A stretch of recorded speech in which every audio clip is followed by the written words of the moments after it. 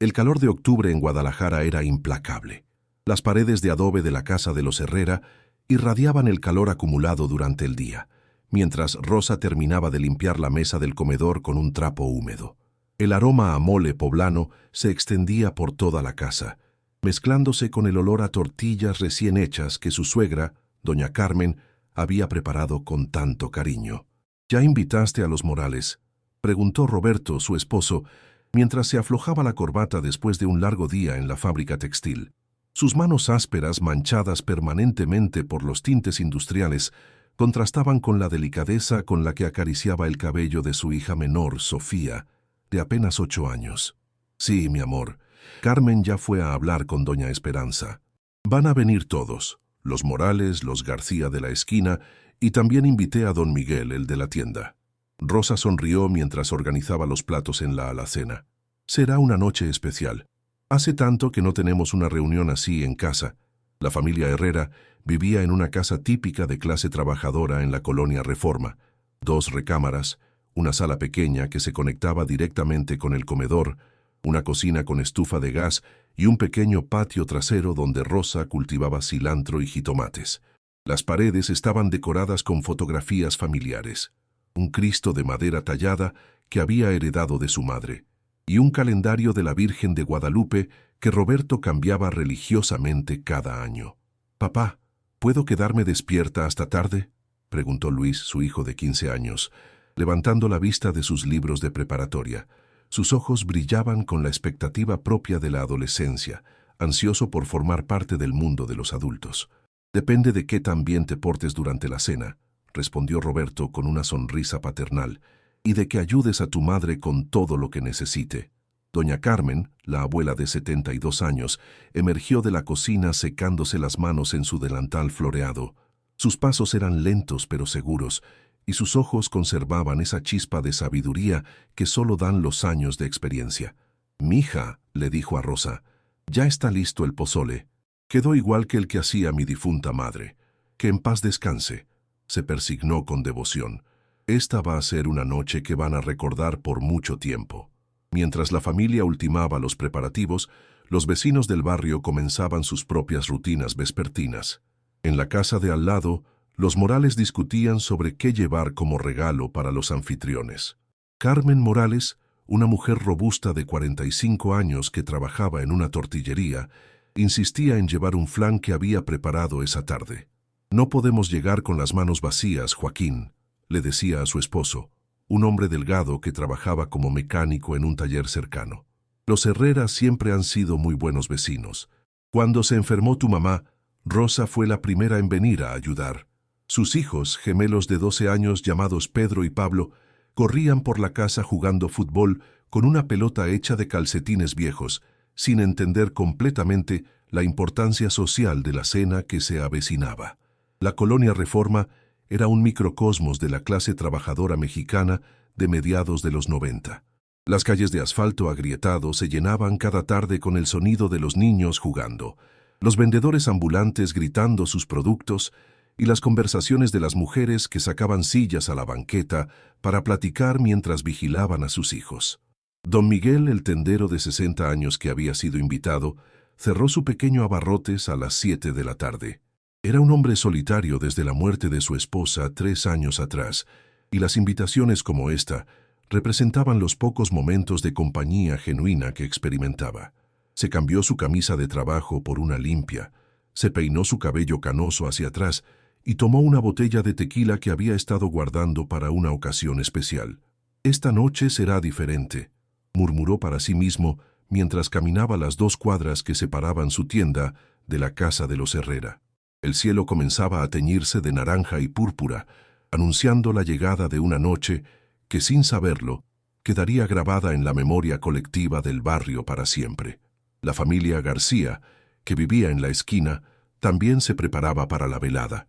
Esperanza García, una mujer de 38 años que trabajaba limpiando casas en las colonias más pudientes, había logrado terminar temprano ese día para poder asistir a la cena. Su esposo, Daniel, empleado en una gasera, se duchaba después de una jornada particularmente pesada. «Mira qué bonito se ve todo», comentó Rosa mientras encendía las velas que había colocado estratégicamente en la sala y el comedor. La luz tenue creaba una atmósfera cálida y acogedora, transformando su modesta casa en un refugio acogedor contra la incertidumbre del mundo exterior. A las 8 de la noche, cuando las primeras estrellas comenzaron a aparecer en el cielo despejado de Guadalajara, los primeros invitados tocaron a la puerta. La noche prometía ser memorable, llena de risas, comida abundante y esa camaradería especial que solo puede surgir entre vecinos que se han convertido en familia extendida. Nadie podía imaginar que esa sería la última vez que alguien vería a los residentes de esa casa con vida. A las 8:30 de la noche, la casa de los Herrera vibraba con vida y alegría. El comedor, que normalmente apenas cabía a la familia de 5 miembros, había sido reorganizado ingeniosamente para acomodar a 13 personas. Roberto había pedido prestadas sillas a los vecinos y Rosa había extendido la mesa con una tabla de madera cubierta por su mejor mantel bordado. «Salud por los buenos vecinos y las buenas amistades», exclamó don Miguel, levantando su vaso de tequila. Sus mejillas estaban ligeramente enrojecidas, más por la emoción que por el alcohol. Era la primera vez en meses que se sentía verdaderamente acompañado. «¡Salud!», respondieron todos al unísono, y el sonido de los vasos chocando llenó el aire junto con las risas espontáneas. Carmen Morales había traído no solo su famoso flan, sino también una guitarra que su difunto padre le había regalado años atrás. Joaquín, su esposo, resultó tener una voz melodiosa que nadie en el barrio conocía, y pronto se encontró cantando canciones de José Alfredo Jiménez mientras los demás coreaban los estribillos. «Qué bonito amor, qué bonito cielo, qué bonita luna, qué bonita sol», entonaba Joaquín con una nostalgia que tocaba el corazón de todos los presentes. Sofía, la hija menor de los Herrera, se había quedado dormida en el regazo de doña Carmen después de haber comido más dulces de los que su madre habitualmente le permitía. La anciana acariciaba suavemente el cabello de la niña mientras observaba a los adultos con una sonrisa serena. En sus ojos se reflejaba la satisfacción de quien ha vivido lo suficiente para valorar estos momentos de simplicidad perfecta. «Doña Carmen», le dijo Esperanza García, «usted que ha visto tanto en la vida, ¿no cree que estas noches son las que realmente importan?» La anciana asintió lentamente. «Mija, he visto revoluciones, he visto crisis, he visto cambios que uno no se imagina, pero al final del día, lo que permanece es esto: la familia, los amigos, una mesa compartida y el calor humano. Todo lo demás pasa». Los gemelos Pedro y Pablo Morales habían hecho amistad instantánea con Luis Herrera, a pesar de la diferencia de edad. Los 3 muchachos se habían refugiado en la pequeña sala, donde jugaban baraja española y contaban chistes que solo ellos encontraban divertidos. Ocasionalmente sus risas explosivas interrumpían las conversaciones de los adultos, que los miraban con indulgencia. «En mis tiempos», comentó don Miguel, «los jóvenes no tenían tantas distracciones. Pero miren qué bien se llevan estos chamacitos. Eso no ha cambiado». Daniel García, normalmente un hombre callado y reservado, se había animado después de 2 copas de tequila y contaba anécdotas de su trabajo en la gasera que tenían a todos en la mesa riéndose a carcajadas. Y entonces llega el cliente y me dice: «Oiga, jefe, ¿por qué mi tanque de gas hace ruido?». Y yo le contesto: «Pues porque está vacío, señor». Y él me responde muy serio: «¿Cómo puede estar vacío si ayer lo compramos lleno?». Daniel hacía gestos exagerados que amplificaban la comicidad de sus historias. Rosa se sentía profundamente satisfecha viendo a su casa convertida en el centro de tanta alegría. Había trabajado todo el día para que esta cena fuera perfecta, y el resultado superaba todas sus expectativas. Roberto la miraba desde el otro extremo de la mesa, con esos ojos llenos de amor que la habían conquistado cuando eran novios, hace ya 18 años. «Mi amor», le susurró cuando se acercó para servir más pozole, «gracias por hacer esto posible. Mira qué felices están todos». A las 10 de la noche, cuando ya habían terminado el platillo principal y estaban disfrutando del flan de Carmen y del café de olla de Rosa, alguien sugirió que salieran al pequeño patio trasero para tomar aire fresco. La noche estaba despejada, y desde allí se podían ver algunas estrellas a pesar de las luces de la ciudad. «Qué bonito se ve todo desde aquí», murmuró Esperanza, contemplando el patio iluminado por la luna llena. Las plantas de rosa se veían especialmente verdes y frondosas, y el aroma a jazmín flotaba en el aire nocturno. Joaquín había traído su guitarra al patio y comenzó a tocar melodías más suaves, acompañado por el coro improvisado de voces que se conocían de toda la vida. Don Miguel, sorprendentemente, resultó tener un talento oculto para el requinto, y pronto se unió a la música con un instrumento que Roberto guardaba en su recámara desde sus días de juventud. «Esto parece una serenata», bromeó Carmen Morales, como las de antes cuando los muchachos enamoraban a las muchachas con canciones. Los niños habían formado su propio grupo aparte, jugando escondidas entre las sombras del patio y la casa. Sus voces agudas contando 1, 2, 3 por mí y por todos mis compañeros se mezclaban armoniosamente con la música de los adultos. Era una de esas noches perfectas que suceden pocas veces en la vida, cuando todo parece estar en su lugar correcto y el tiempo se detiene para permitir que la felicidad se cristalice en la memoria. Nadie quería que terminara, y varios de los invitados comentaron que deberían hacer esto más seguido. «La próxima vez en mi casa», propuso Carmen Morales. «Aunque no cocino tan sabroso como tú, Rosa». «No digas eso, comadre. Tu sazón es de primera», respondió Rosa con esa generosidad genuina que la caracterizaba. A medida que avanzaba la noche, las conversaciones se volvieron más íntimas y profundas. Se hablaba de sueños, de recuerdos de la infancia, de esperanzas para el futuro. Don Miguel contó historias de cuando era joven y trabajaba en el campo antes de venir a la ciudad. Doña Carmen compartió anécdotas de la época en que sus hijos eran pequeños.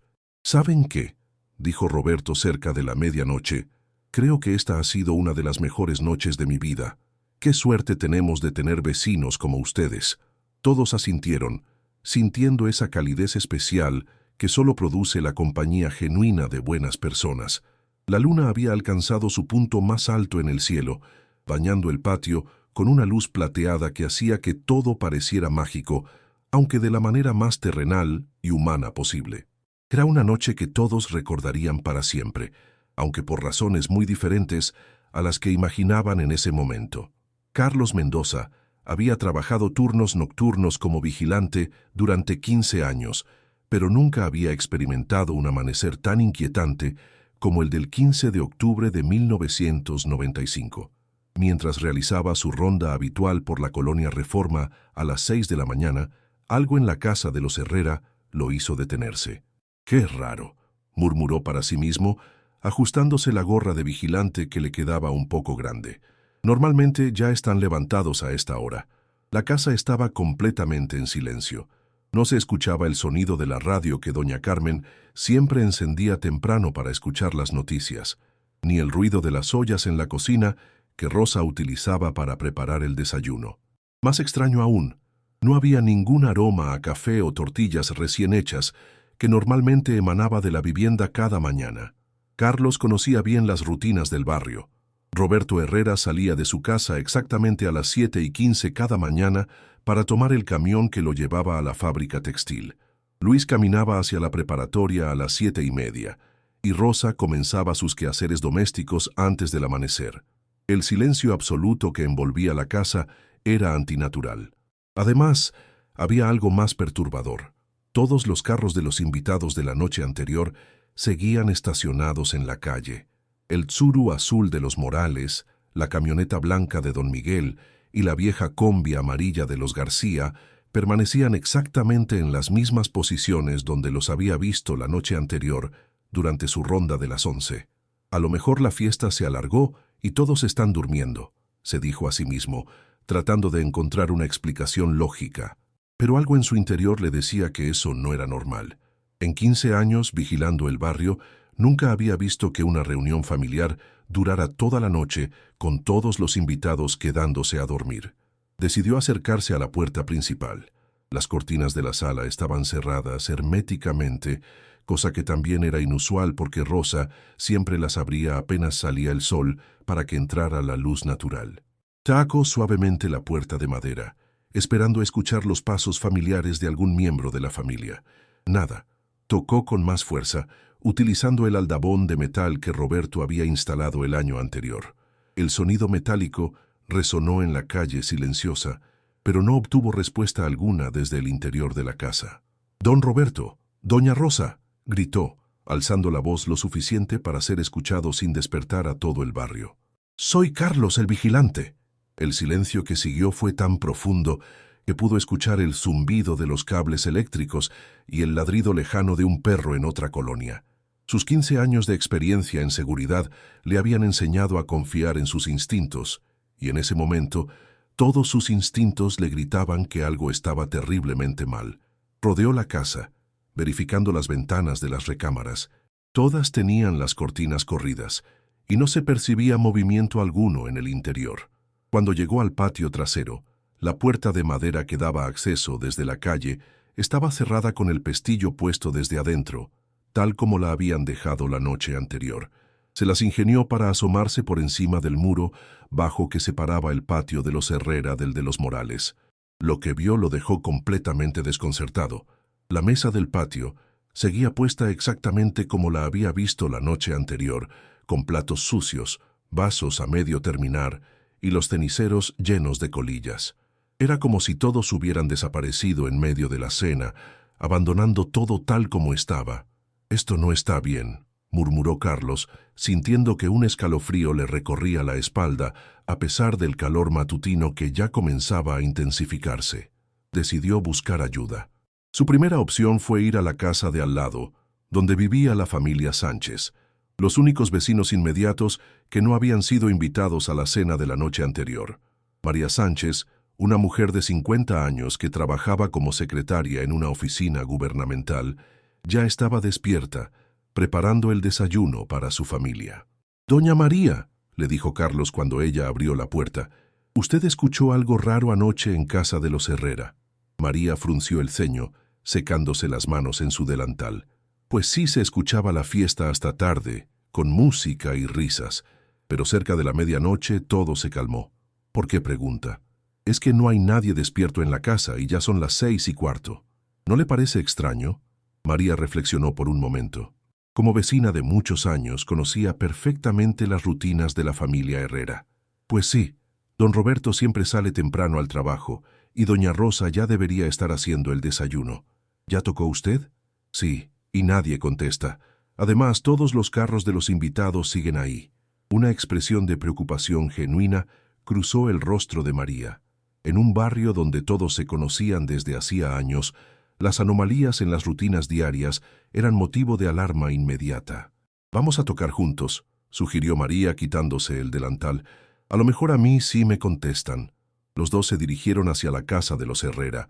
María tocó la puerta con más insistencia que Carlos, gritando los nombres de cada miembro de la familia. Cuando no obtuvo respuesta, comenzó a preocuparse seriamente. «Rosa, Roberto, soy María, su vecina. ¿Está todo bien?» El silencio continuaba siendo absoluto.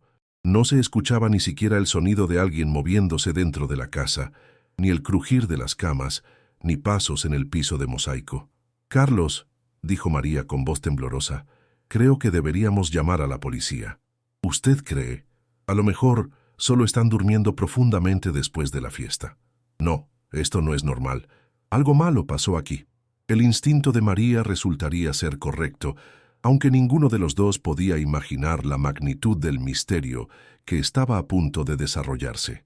En una hora más, la casa de los Herrera se convertiría en el centro de una investigación que mantendría en vilo a toda la comunidad y que plantearía preguntas que nadie podría responder satisfactoriamente. El sol continuaba subiendo en el cielo de Guadalajara, pero para la familia Herrera y sus invitados, ese amanecer nunca llegaría. El comandante Raúl Vázquez había visto de todo en sus 20 años de carrera policial en Guadalajara, pero cuando recibió la llamada sobre la casa cerrada desde adentro en la colonia Reforma, sintió que se enfrentaba a algo completamente nuevo. Eran las 9 de la mañana cuando llegó al lugar acompañado por 2 agentes y el cerrajero que habían solicitado para abrir la propiedad. «¿Cuántas personas dijeron que estaban en la casa anoche?», preguntó Vázquez al vigilante Carlos Mendoza, mientras observaba los vehículos estacionados en la calle. Según los vecinos, la familia completa: Roberto, Rosa, doña Carmen, Luis y la niña Sofía. Y los invitados, los Morales con sus gemelos, don Miguel el tendero y los García. En total 13 personas. El comandante Vázquez, un hombre robusto de 45 años con bigote entrecano, anotó cuidadosamente cada detalle en su libreta. Su experiencia le había enseñado que en casos como este, los primeros datos eran cruciales. ¿Alguno de los vecinos escuchó algo fuera de lo normal durante la noche? María Sánchez, que había permanecido en el lugar desde que descubrieron el problema, se acercó al comandante. Yo vivo en la casa de al lado. Escuché música y risas hasta cerca de medianoche, pero después todo se quedó en silencio. Pensé que la fiesta había terminado y que todos se habían ido a sus casas. Y no escuchó carros arrancando o puertas cerrándose. No, comandante, nada. Después de medianoche fue silencio total. El cerrajero, un hombre mayor llamado Esteban, que conocía a la familia Herrera desde hacía años, trabajaba nerviosamente en la cerradura principal. Está cerrada con llave desde adentro, confirmó. Y también pusieron el pestillo de seguridad. No hay manera de que alguien haya salido por aquí después de cerrar. Cuando finalmente lograron abrir la puerta, lo que encontraron dentro dejó a todos completamente desconcertados. La casa estaba exactamente como si los habitantes hubieran desaparecido en medio de sus actividades normales. En la mesa del comedor quedaban platos con comida a medio terminar, vasos con restos de bebidas, y las velas que Rosa había encendido se habían consumido completamente, dejando charcos de cera sobre los candelabros. «Miren esto», dijo el agente Moreno, señalando hacia la cocina. «Hay ollas en la estufa, pero el gas está apagado, como si alguien hubiera estado cocinando y de repente se detuviera». El comandante Vázquez recorrió cada habitación meticulosamente. En la recámara principal, la cama estaba tendida, pero había señales de que alguien se había sentado en el borde. En el cuarto de los niños, la tarea de Luis estaba a medias sobre el escritorio, con el lápiz todavía en el lugar exacto donde había estado escribiendo. «¿Revisaron todas las ventanas?», preguntó Vázquez a sus agentes. «Sí, comandante. Todas están cerradas desde adentro, con los seguros puestos. La única manera de salir habría sido por la puerta principal o por la puerta del patio trasero. ¿Y la puerta del patio? También cerrada desde adentro con pestillo». El misterio se profundizaba con cada detalle que descubrían. En el baño principal había 4 cepillos de dientes en el lavabo, como si varias personas hubieran estado preparándose para acostarse. En la sala, los cojines del sofá mostraban señales de que alguien había estado sentado allí recientemente. Pero lo más perturbador de todo era la ausencia total de signos de lucha o violencia. No había muebles volcados, no había vidrios rotos, no había manchas de sangre. La casa estaba ordenada, tal como Rosa la mantenía habitualmente, excepto por los platos sucios de la cena que aún permanecían en la mesa. «Comandante», dijo el agente Herrera, sin parentesco con la familia desaparecida, «encontré algo extraño en el patio». Todos se dirigieron hacia el pequeño patio trasero. Allí, la mesa seguía puesta tal como Carlos la había observado esa mañana. Los platos contenían restos de comida que ya comenzaban a atraer moscas, y los vasos tenían marcas de labios como evidencia silenciosa de la celebración de la noche anterior. «Miren las sillas», observó el agente Herrera. «Algunas están exactamente como si las personas se hubieran levantado en medio de la conversación». Era cierto. 3 sillas estaban separadas de la mesa en ángulos que sugerían que sus ocupantes se habían puesto de pie simultáneamente, pero sin la precipitación que indicaría pánico o urgencia. El comandante Vázquez comenzó a tomar fotografías de todo, sabiendo que este caso requeriría documentación exhaustiva. En sus 20 años de carrera, había investigado homicidios, secuestros, robos con violencia, pero nunca había visto algo como esto. 13 personas que simplemente se desvanecieron sin dejar rastro, en una casa que quedó sellada desde adentro. «¿Alguno de ustedes conocía bien a la familia?», preguntó a los vecinos que se habían congregado en la calle, observando con una mezcla de curiosidad y preocupación genuina.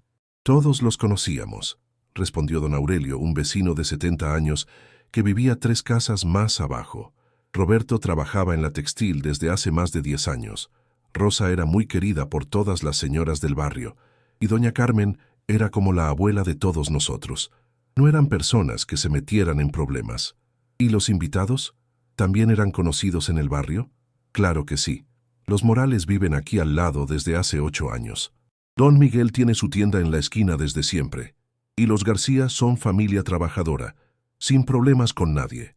A medida que avanzaba la mañana, el comandante Vázquez se daba cuenta de que se enfrentaba a un caso que desafiaría todo lo que creía saber sobre investigación criminal. No había móvil aparente, no había sospechosos, no había evidencia de crimen. Solo había una casa vacía, 13 personas desaparecidas y un misterio que parecía no tener explicación lógica. «Vamos a tener que entrevistar a todos los vecinos», le dijo a sus agentes. «Quiero saber exactamente qué vio y escuchó cada persona anoche. Y quiero que revisen los antecedentes de todas las familias involucradas».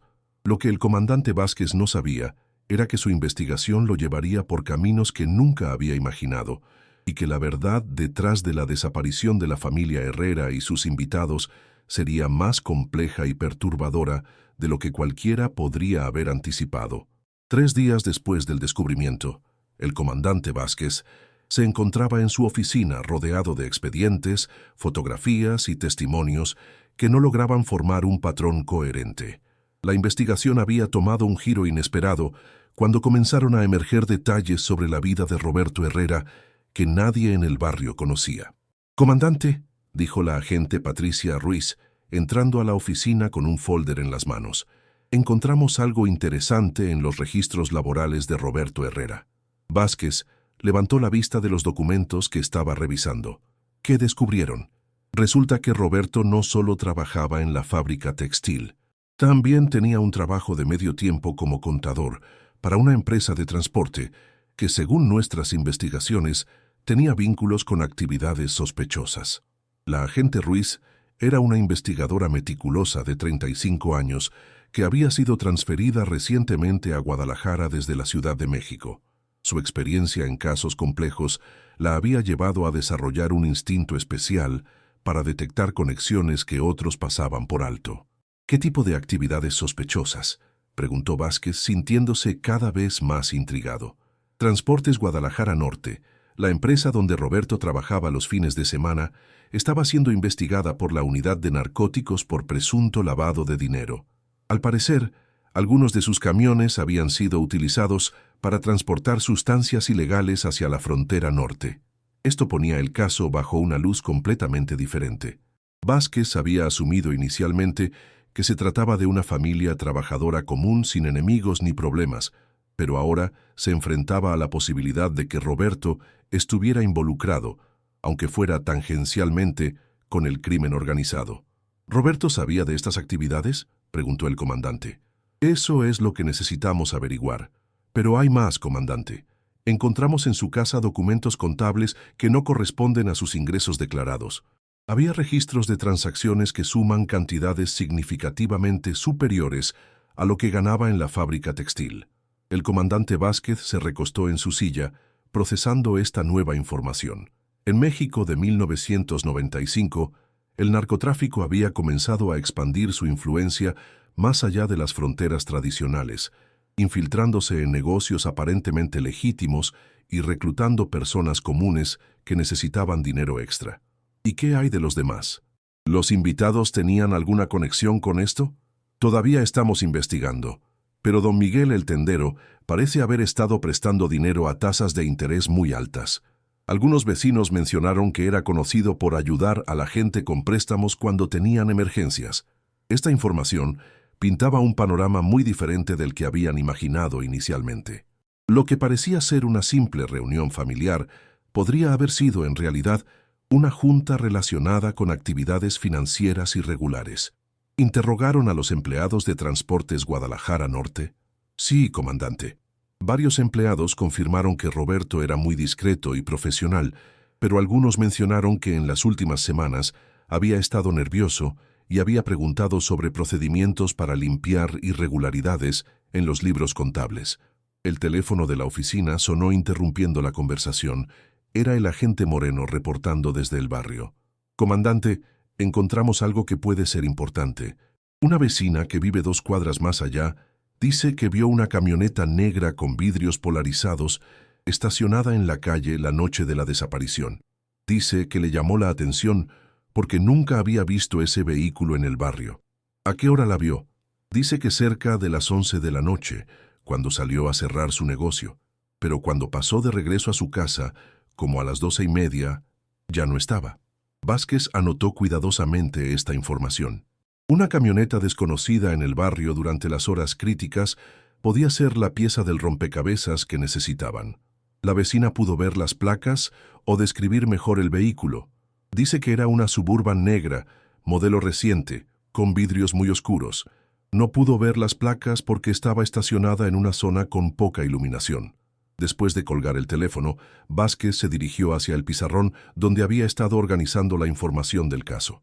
Comenzó a trazar conexiones entre los diferentes elementos que habían descubierto.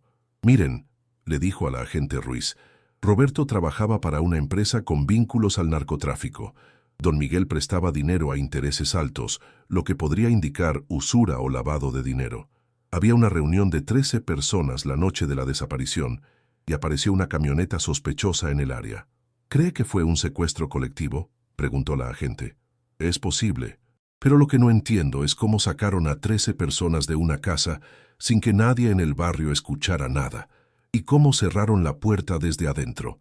Esta última pregunta continuaba siendo el aspecto más desconcertante del caso.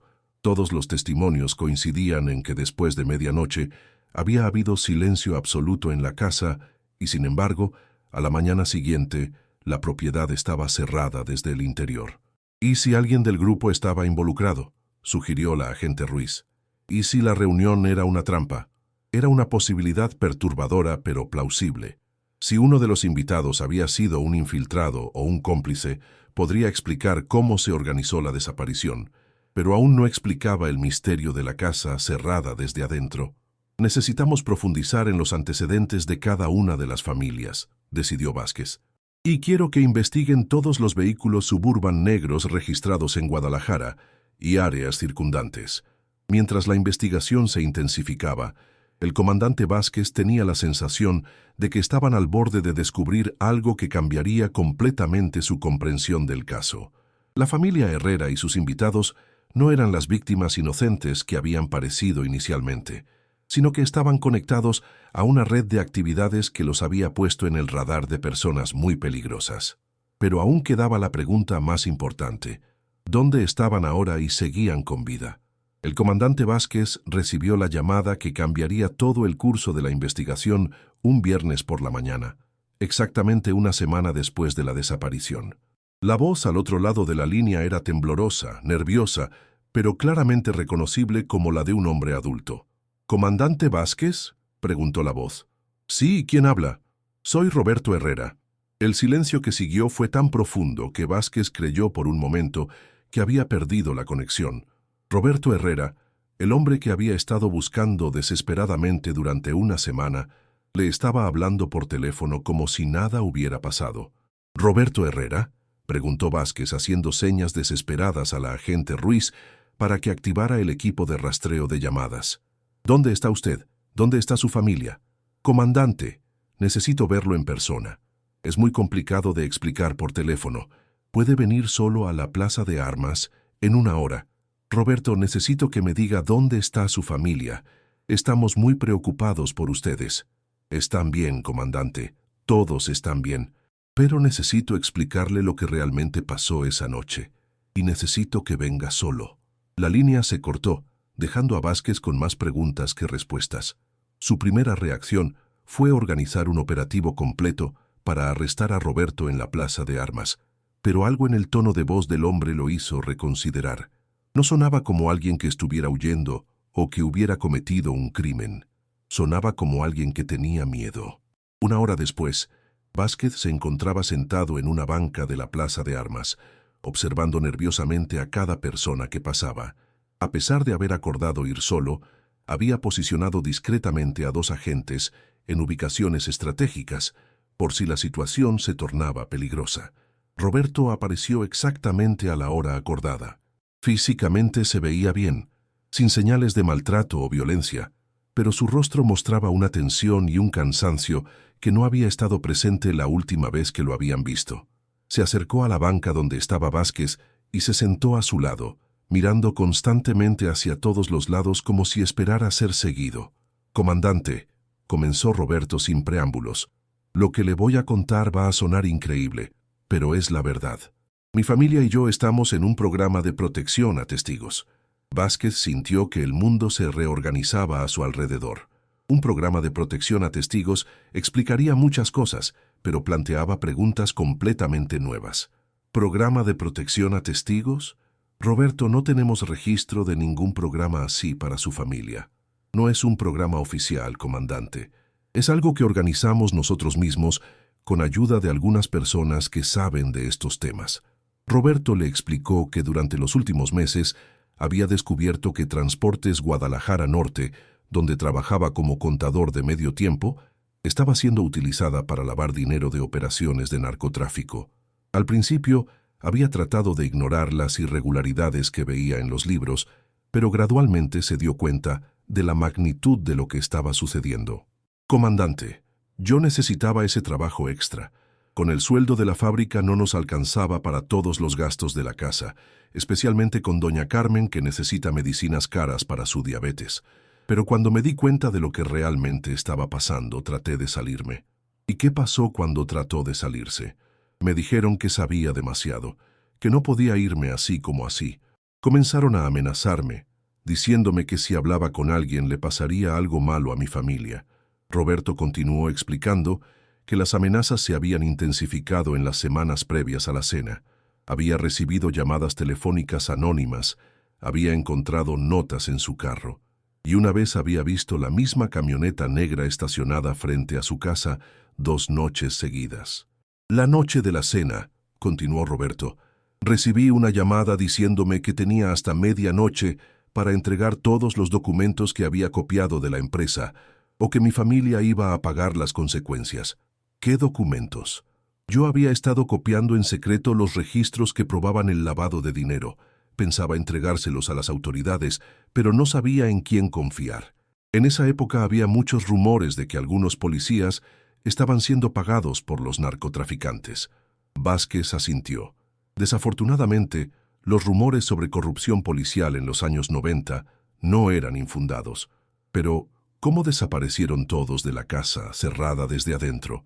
Roberto sonrió por primera vez desde el inicio de la conversación. Esa fue idea de don Miguel. Resulta que él no era realmente un prestamista usurero, comandante. Es un ex agente federal que se retiró hace 5 años y puso la tienda como tapadera para seguir trabajando en casos especiales. Esta revelación dejó a Vázquez completamente sorprendido. Don Miguel, el aparentemente inofensivo tendero, era en realidad un ex agente federal. Don Miguel se había dado cuenta de que algo extraño estaba pasando en el barrio por las preguntas que yo había estado haciendo. Esa noche, durante la cena, le conté todo lo que estaba pasando. Él evaluó la situación y decidió que la única manera de mantener a todos seguros era simular una desaparición misteriosa. ¿Pero cómo salieron de la casa? «Hay un túnel, comandante. Don Miguel descubrió que la casa de los Herrera había sido construida sobre una vieja alcantarilla que conecta con el sistema de drenaje de la ciudad. La entrada está oculta debajo de una loseta suelta en el piso de la cocina». Roberto explicó que don Miguel había preparado todo durante la cena. Mientras los demás disfrutaban de la comida y la música, él había estado organizando discretamente una ruta de escape. A medianoche, cuando las amenazas se materializaron con la llegada de la camioneta negra, don Miguel activó su plan. Todos entramos al túnel. Don Miguel cerró la entrada desde adentro y reubicó la loseta. Después cerramos la casa con todas las llaves y pestillos desde el interior y salimos por el sistema de alcantarillado hasta una salida que está a 3 cuadras de distancia. ¿Y dónde han estado durante esta semana? Don Miguel tenía contactos que nos ayudaron. Estamos en una casa segura en las afueras de la ciudad, esperando a que él termine de coordinar nuestra reubicación permanente a otro estado. La historia de Roberto era tan elaborada y específica que Vázquez se dio cuenta de que tenía que ser verdad. Explicaba todos los elementos misteriosos del caso: la casa cerrada desde adentro, la ausencia de signos de lucha, la desaparición simultánea de 13 personas y la camioneta sospechosa que había sido vista en el barrio. «Roberto», dijo Vázquez después de un largo silencio. ¿Por qué decidió contactarme ahora? Porque don Miguel me dijo que usted es uno de los pocos comandantes en los que podemos confiar, y porque tengo los documentos que prueban todo lo que le estoy diciendo. Quiero entregarlos oficialmente para que puedan arrestar a las personas responsables.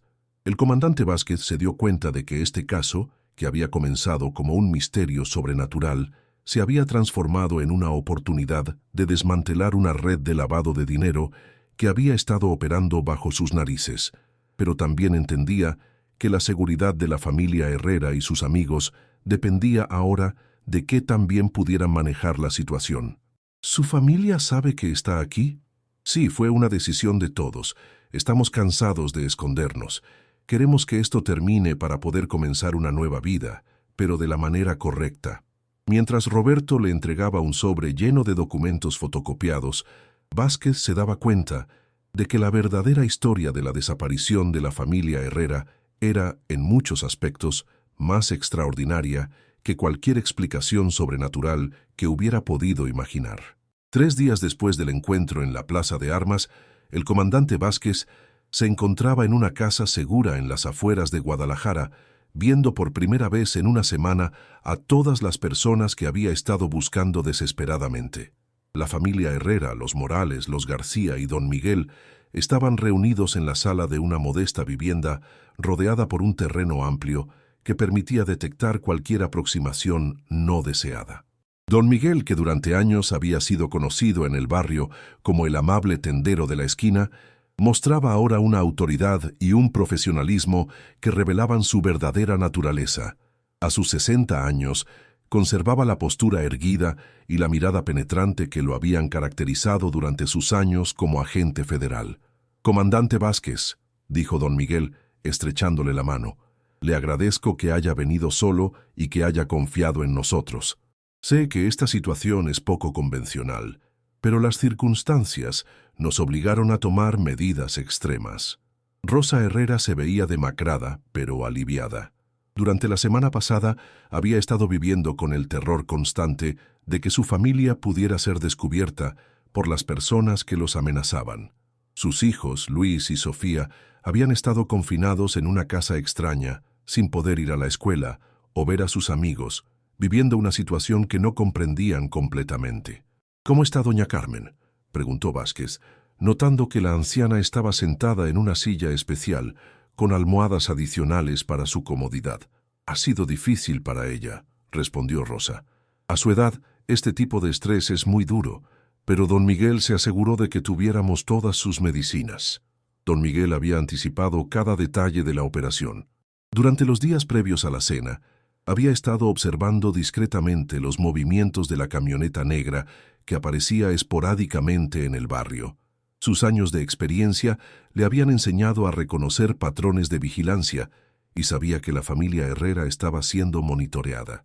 «La noche de la cena no fue casual», explicó don Miguel. «Yo sugerí a Rosa que organizara esa reunión porque necesitaba evaluar quiénes en el grupo podrían estar en peligro y quiénes podrían ayudar».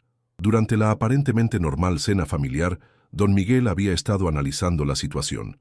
Había notado que Roberto estaba particularmente nervioso, que miraba constantemente hacia las ventanas y que había recibido una llamada telefónica que lo había puesto visiblemente tenso. «Cuando Roberto me contó sobre las amenazas», continuó don Miguel, «me di cuenta de que no teníamos mucho tiempo. La presencia de la camioneta esa noche confirmó mis sospechas de que algo iba a pasar pronto». Joaquín Morales, que había permanecido en silencio hasta ese momento, se dirigió al comandante. «Don Miguel nos salvó la vida esa noche. Cuando nos explicó lo que estaba pasando, al principio no podíamos creerlo. Pensábamos que Roberto solo era un contador que trabajaba tiempo extra». Carmen Morales agregó: «Fue aterrador darse cuenta de que nuestros hijos habían estado en peligro sin que nosotros lo supiéramos, pero don Miguel tenía un plan para todos». El plan de don Miguel había sido meticulosamente elaborado. Durante años de vivir en el barrio, había identificado las vulnerabilidades de seguridad en la zona, incluyendo el antiguo sistema de alcantarillado que conectaba varias propiedades. La casa de los Herrera había sido construida en 1978 sobre una alcantarilla principal que había sido clausurada oficialmente, pero que seguía siendo accesible. ¿Cuándo descubrió la entrada al túnel?, preguntó Vázquez. Hace 2 años, cuando ayudé a Roberto a reparar una fuga de agua en su cocina. Me di cuenta de que el sonido que hacía el agua al caer indicaba que había un espacio hueco debajo del piso. Investigué por mi cuenta y encontré la entrada. Don Miguel había preparado la ruta de escape sin decirle nada a la familia Herrera. Había marcado discretamente el camino a través del sistema de alcantarillado. Había identificado puntos de salida seguros y había establecido contactos que podrían ayudar en caso de emergencia. La noche de la desaparición, explicó, cuando recibimos la confirmación de que las amenazas eran reales, les expliqué a todos lo que teníamos que hacer. Fue una decisión difícil porque significaba abandonar sus vidas, pero era la única manera de mantenerlos seguros. Daniel García, que había estado escuchando atentamente, se dirigió al comandante. Mi familia no tenía nada que ver con los problemas de Roberto, pero don Miguel nos explicó que por haber estado en esa cena, ahora éramos testigos potenciales. Las personas que amenazaban a Roberto podrían vernos ir como un riesgo. Era una lógica sólida. En el mundo del crimen organizado, los testigos, incluso los involuntarios, representaban un riesgo que debía ser eliminado. ¿Cómo organizaron la salida sin que nadie los viera?, preguntó Vázquez. Don Miguel sonrió con una satisfacción profesional. Esperamos hasta las 2 de la mañana, cuando la camioneta se había ido, pero sabíamos que regresaría. Entramos al túnel familia por familia, con 5 minutos de diferencia entre cada grupo. Yo fui el último en salir, después de asegurarme de que la casa quedara cerrada desde adentro, de manera que pareciera imposible que alguien hubiera salido, y nadie se lastimó en el túnel. Fue difícil, especialmente para doña Carmen y los niños pequeños, pero todos lo logramos. El túnel tiene aproximadamente 200 metros de longitud y sale en un terreno baldío que está detrás de la gasolinera de la avenida principal. Rosa interrumpió para agregar. Don Miguel había preparado todo. Tenía linternas, ropa extra por si nos mojáramos y hasta medicinas para doña Carmen en caso de que el estrés le afectara la presión. El comandante Vázquez comenzaba a comprender la complejidad de la operación que don Miguel había ejecutado. No solo había logrado sacar a 13 personas de una casa vigilada sin ser detectado, sino que había creado un misterio que había confundido completamente a las autoridades y que había dado tiempo para organizar su protección. ¿Y dónde han estado durante esta semana? Tengo contactos de mis años como agente federal, respondió don Miguel. Personas que manejan situaciones delicadas de manera discreta. Hemos estado en 3 ubicaciones diferentes, moviéndonos cada 2 días para evitar ser rastreados. Era evidente que don Miguel había aplicado protocolos profesionales de protección a testigos, utilizando métodos que había aprendido durante su carrera en el gobierno federal. Comandante, dijo don Miguel con seriedad, ahora necesitamos su ayuda para hacer esto oficial. Los documentos que Roberto le entregó son suficientes para arrestar a las personas responsables, pero necesitamos garantías de que estas familias estarán protegidas durante el proceso legal. Vázquez se daba cuenta de que este caso había evolucionado mucho más allá de una simple investigación de personas desaparecidas. Ahora se encontraba en el centro de una operación que podría desmantelar una red de lavado de dinero, pero que también requería proteger a 13 personas inocentes que habían sido arrastradas a una situación peligrosa. ¿Qué necesitan de mí?, preguntó el comandante. Necesitamos que coordine con la Procuraduría Federal para establecer un programa oficial de protección a testigos, respondió don Miguel. Y necesitamos que los arrestos se hagan de manera simultánea para evitar que alguien escape y represente una amenaza futura para estas familias. Mientras observaba a las familias reunidas en esa sala, Vázquez se daba cuenta de que la historia de la casa cerrada desde adentro era en realidad una historia de supervivencia, ingenio y solidaridad comunitaria. Don Miguel había usado sus habilidades profesionales para proteger a sus vecinos, y 13 personas habían tenido el valor de abandonar sus vidas para mantenerse con vida. Pero ahora venía la parte más difícil, convertir su protección improvisada en una solución permanente que les permitiera recuperar sus vidas. El comandante Vázquez había trabajado durante 3 días coordinando con la Procuraduría General de la República para organizar la operación más compleja de su carrera. Los documentos que Roberto había entregado habían resultado ser una mina de oro de evidencia que implicaba no solo a Transportes Guadalajara Norte, sino a una red de empresas y funcionarios corruptos que se extendía por todo el occidente de México. ¿Confirmaron todas las ubicaciones?, preguntó Vázquez durante la reunión de coordinación en las oficinas federales de Guadalajara. La sala estaba llena de agentes federales, comandantes locales y fiscales especializados en crimen organizado. Sí, comandante, respondió el agente federal Martínez, un hombre de 40 años con experiencia en operaciones antinarcóticos. Tenemos identificadas 12 ubicaciones para arrestos simultáneos, las oficinas de Transportes Guadalajara Norte, 3 casas de seguridad, 4 empresas fachada y las residencias de los principales implicados.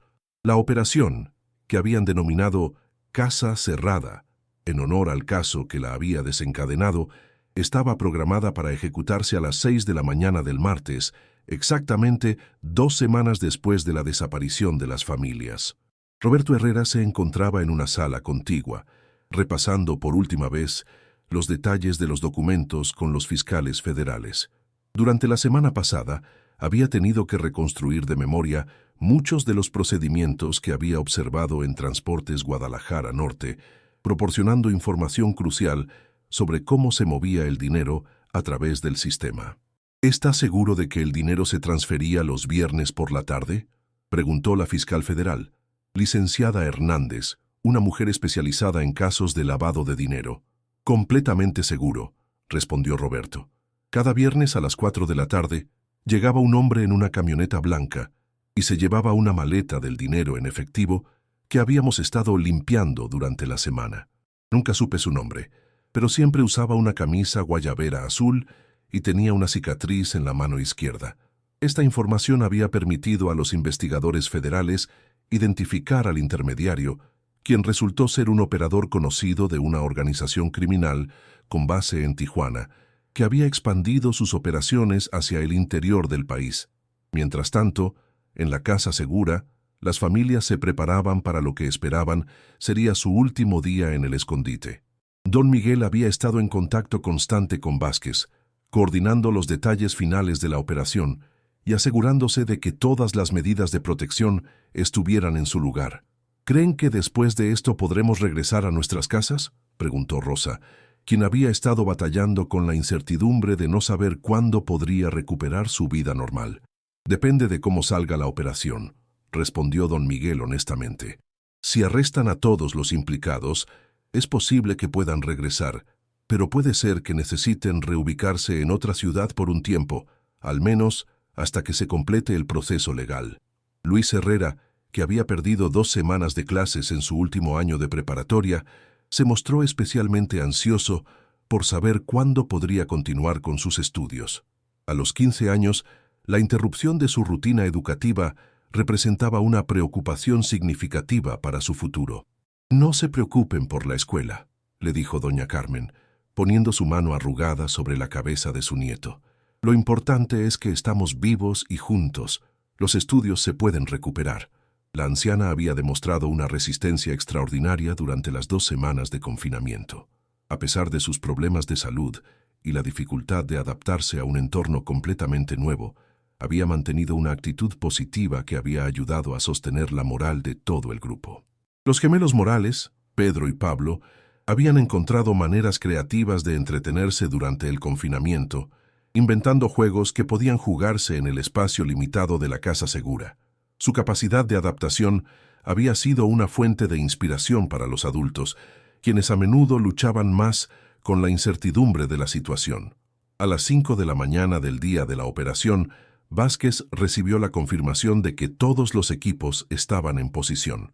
Durante las últimas 2 semanas, los agentes federales habían estado vigilando discretamente a todas las personas implicadas en la red de lavado de dinero, documentando sus movimientos y confirmando las ubicaciones que Roberto había identificado. Operación Casa Cerrada, todos los equipos confirmen posición, habló Vázquez por el radio de comunicaciones. Equipo 1 en posición en Transportes Guadalajara Norte. Equipo 2 en posición en la residencia del gerente general.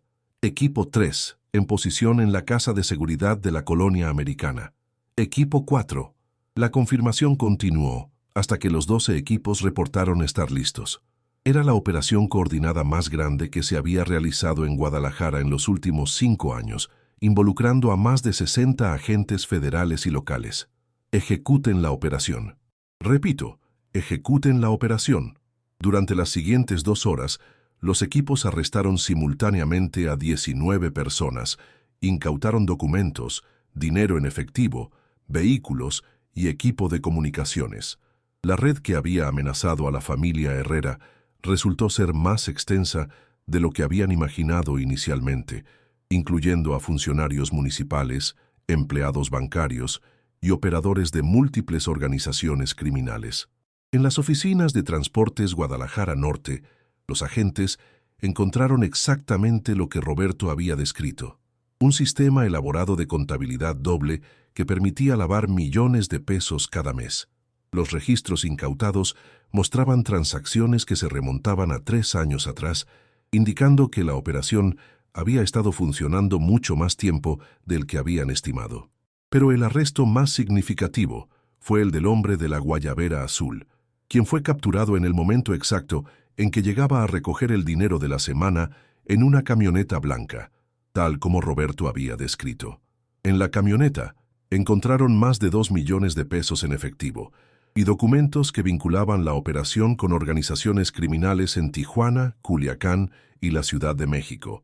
A las 8 de la mañana, Vázquez recibió la llamada que había estado esperando. Comandante, operación completada. 19 arrestos realizados, 0 fugas, 0 heridos. Era el resultado perfecto. Ahora tenía que regresar a la casa segura para darles las buenas noticias a las familias que habían estado esperando durante 2 semanas para saber si podrían recuperar sus vidas. Cuando llegó a la casa segura, encontró a las 13 personas reunidas en la sala, esperando ansiosamente los resultados. Sus rostros mostraban una mezcla de esperanza y terror, sabiendo que su futuro dependía completamente de qué tan exitosa hubiera sido la operación. La operación fue un éxito total, anunció Vázquez. Arrestamos a todas las personas implicadas en la red. No hubo fugas. El alivio que se extendió por la habitación fue palpable. Rosa comenzó a llorar de alegría. Roberto abrazó a sus hijos y doña Carmen se persignó agradeciendo a la Virgen de Guadalupe. Después de 2 semanas de vivir en el miedo y la incertidumbre, finalmente podían ver luz al final del túnel. Pero don Miguel, con su experiencia profesional, sabía que aunque la operación había sido exitosa, todavía quedaban desafíos importantes por delante. ¿Qué sigue ahora?, preguntó. Ahora, respondió Vázquez, comenzamos el proceso de regresarlos a sus vidas. 6 meses después de la noche que cambió todo, Rosa Herrera se encontraba en su cocina preparando café de olla, tal como había hecho miles de veces antes, pero ahora cada mañana le parecía un regalo que no daba por sentado. El aroma familiar de la canela y el piloncillo llenaba la casa, mezclándose con el sonido de las noticias matutinas en la radio que doña Carmen escuchaba religiosamente. La casa había sido restaurada exactamente como estaba antes de aquella noche de octubre. Los investigadores federales habían trabajado meticulosamente para reparar cualquier daño causado durante la investigación y hasta habían reemplazado la loseta de la cocina que ocultaba la entrada al túnel, sellando permanentemente ese capítulo de sus vidas. «Buenos días, mija», saludó doña Carmen desde su silla favorita en la sala, donde ahora pasaba las mañanas tejiendo manteles que vendía a las vecinas para generar un ingreso extra. A los 73 años, había decidido que quería contribuir más activamente a la economía familiar, especialmente después de haber experimentado la vulnerabilidad de depender completamente de otros. «Buenos días, abuelita. ¿Cómo amaneció?» «Bien, gracias a Dios. Soñé con tu abuelo anoche. Me dijo que estaba orgulloso de cómo habíamos enfrentado todo». Rosa sonrió mientras servía el café. Los sueños de doña Carmen con su difunto esposo se habían vuelto más frecuentes después de su experiencia en la casa segura, como si la cercanía con el peligro hubiera fortalecido su conexión con el mundo espiritual. Roberto había encontrado un nuevo trabajo como contador en una empresa de construcción completamente legítima, con mejores prestaciones y un sueldo que les permitía vivir cómodamente sin necesidad de trabajos adicionales. El testimonio que había proporcionado durante el juicio contra la red de lavado de dinero había resultado en su reconocimiento como testigo protegido, lo que le había abierto puertas profesionales que antes no había imaginado. «Papá, ¿ya te vas?», preguntó Luis entrando a la cocina mientras se ajustaba el uniforme de la preparatoria. Después de perder 3 semanas de clases, había trabajado arduamente para ponerse al día, y ahora era uno de los mejores estudiantes de su generación. La experiencia había madurado su perspectiva sobre la importancia de la educación y la responsabilidad. «En unos minutos, hijo. ¿Ya terminaste la tarea de matemáticas?». «Sí, y también el ensayo de historia sobre las consecuencias sociales del narcotráfico en México». Luis había elegido ese tema para su proyecto final, usando su experiencia personal como punto de partida para una investigación más amplia sobre el impacto del crimen organizado en las familias mexicanas. Sofía, ahora de 9 años, había regresado a la escuela sin mayores problemas. Los niños de su edad habían aceptado sin cuestionamientos la explicación simplificada de que su familia había tenido que viajar por trabajo durante algunas semanas. Para ella, toda la experiencia se había convertido en una aventura emocionante que contaba a sus amigas como si fuera una película. El barrio había regresado gradualmente a la normalidad, aunque todos los vecinos eran ahora más conscientes de la importancia de conocer realmente a las personas con las que interactuaban. La historia de la familia Herrera se había convertido en una leyenda local, que se contaba con una mezcla de admiración e incredulidad. Los Morales habían regresado a su casa de al lado, y Joaquín había sido promovido a supervisor en el taller mecánico donde trabajaba. Su experiencia durante el escondite había fortalecido su confianza en su capacidad para enfrentar situaciones difíciles, y ahora era visto por sus compañeros como alguien con una sabiduría especial sobre la vida. Carmen Morales había abierto un pequeño negocio de postres caseros que vendía desde su casa, utilizando las habilidades culinarias que había perfeccionado durante las largas tardes en la casa segura. Sus flanes y pasteles se habían vuelto famosos en toda la colonia y tenía una lista de espera de clientes para los fines de semana. Los gemelos Pedro y Pablo habían desarrollado una amistad más profunda con Luis Herrera. Los 3 muchachos se habían vuelto inseparables, unidos por la experiencia compartida que ninguno de sus otros amigos podía comprender completamente. Habían formado una especie de club secreto donde se contaban sus recuerdos del tiempo en la casa segura y hacían planes para el futuro. Los García habían decidido mudarse a Monterrey, donde Daniel había encontrado un trabajo mejor remunerado en una empresa de gas natural. Esperanza había terminado sus estudios de contabilidad a través de un programa nocturno, utilizando la experiencia como motivación para buscar mayor estabilidad económica y profesional. Pero quizás el cambio más significativo había ocurrido con don Miguel. Su identidad como exagente federal ya no era un secreto en el barrio, y se había convertido en una figura de respeto y consulta para los vecinos que enfrentaban problemas legales o de seguridad. Había expandido su tienda para incluir un pequeño despacho donde ofrecía asesoría gratuita sobre seguridad personal y prevención del crimen. Don Miguel me ayudó a entender que todos tenemos la responsabilidad de proteger a nuestra comunidad, había comentado Roberto durante una entrevista con un periodista local que había investigado la historia. No podemos simplemente cerrar los ojos cuando vemos que algo malo está pasando. El comandante Vázquez había sido promovido a director de investigaciones especiales como reconocimiento por el éxito de la operación Casa Cerrada. El caso se había convertido en un modelo de cooperación entre ciudadanos y autoridades y había sido estudiado en academias de policía de todo el país como ejemplo de cómo las investigaciones aparentemente imposibles podían resolverse con paciencia, creatividad y trabajo en equipo. Durante el juicio, que había durado 4 meses, 17 de los 19 arrestados habían sido condenados a prisión. La red de lavado de dinero había sido completamente desmantelada y las autoridades habían recuperado más de 50 millones de pesos que fueron destinados a programas sociales en comunidades afectadas por el narcotráfico. Roberto había testificado durante 3 días, proporcionando detalles que resultaron cruciales para las condenas. Su valor para enfrentar a sus antiguos amenazadores en el tribunal había sido reconocido oficialmente por la Procuraduría General de la República. A veces me pregunto qué habría pasado si don Miguel no hubiera estado en esa cena, reflexionaba Rosa mientras preparaba la comida del domingo para toda la familia extendida. Probablemente no estaríamos aquí para contarlo. La cena dominical se había convertido en una tradición sagrada para las familias que habían compartido la experiencia. Cada domingo, los Herrera, los Morales y don Miguel se reunían para una comida que recordaba aquella última cena antes de su desaparición, pero ahora con la tranquilidad de saber que su futuro estaba seguro.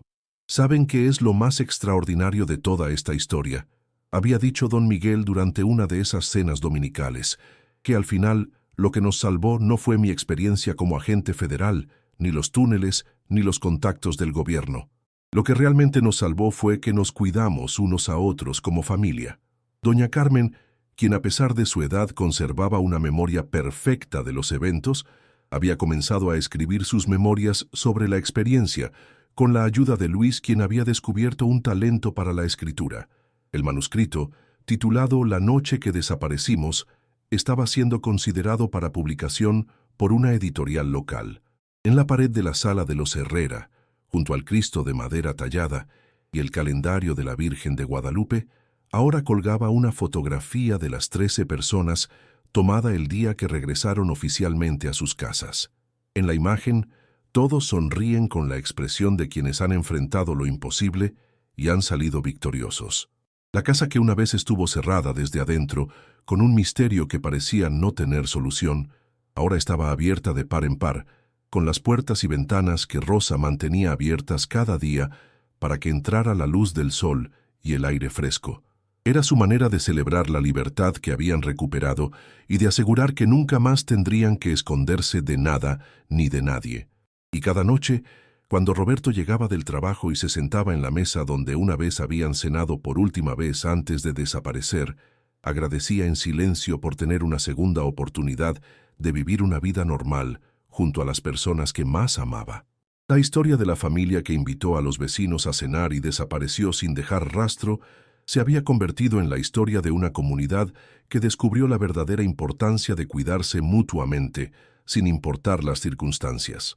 Y aunque la casa ya no estaba cerrada desde adentro, el vínculo entre las familias que compartieron esa experiencia extraordinaria permanecería cerrado para siempre, protegido por la comprensión mutua de que habían vivido algo que los había cambiado para toda la vida.